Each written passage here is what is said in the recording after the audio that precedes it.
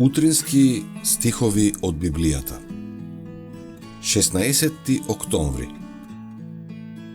Синот човечки дојде да служи.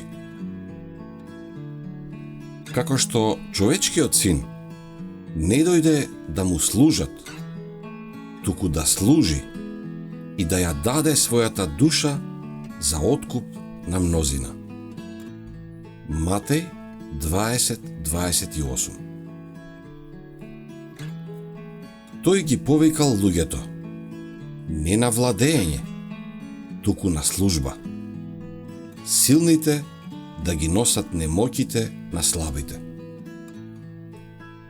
Моќта, положбата, талентот, образованието го ставаат оној што ги поседува под поголема обврска да служи на своите ближни.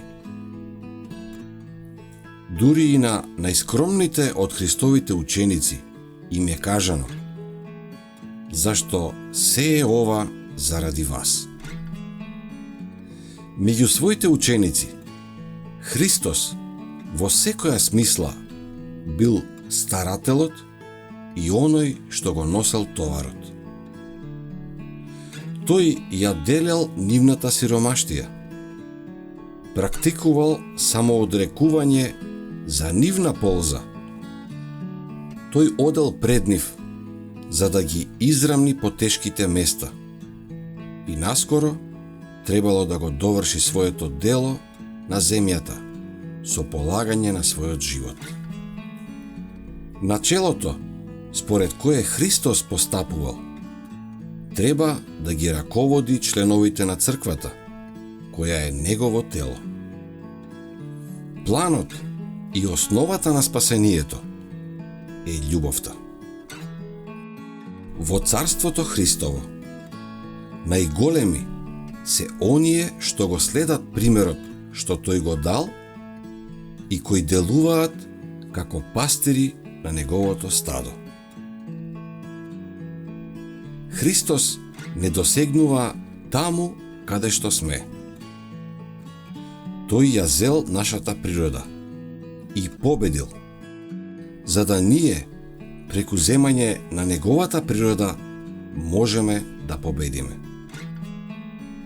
Исус покажал во што се состои праведноста и ни укажал на Бога како на нејзин извор.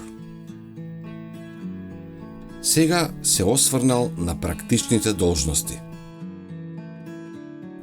Кога давате милостиња, кога се молите и постите, вели тој, нека не се прави ништо за да се привлече внимание или да се придобие пофалба за себе. Давајте во искреност, за добробит на сиромасите што страдаат. Во молитвата, нека душата општи со Бога. Кога постите, не одете со наведнати глави и со срце исполнето со мисли за себе.